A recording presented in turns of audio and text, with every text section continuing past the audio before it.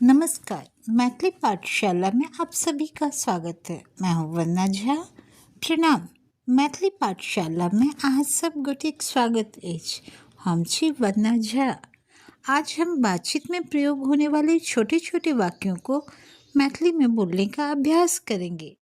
आइए हम सब गपशप में प्रयोग होबे वाला छोट छोट वाक्य सबके मैथिली में बजबाक अभ्यास करबे। ध्यान से सुनो, ध्यान से सुनो। अकेले जाओ, असगर जाओ। कार से जाओ, कार से जाओ।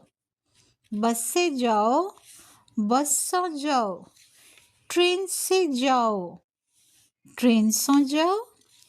पैदल जाओ, पैरे जाओ। जाकर पढ़ाई करो, जाकर पढ़ाई करो। जाकर नहा लो, जाकर नहा लिया।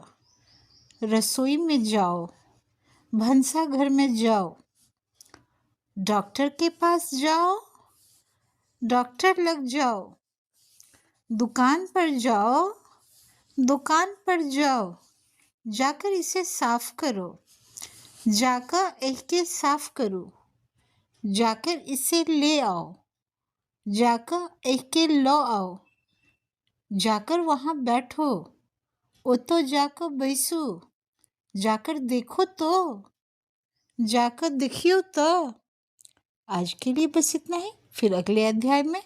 आई के लिए बस इतने, फिर अगला अध्याय में। धन्यवाद। प्रणाम।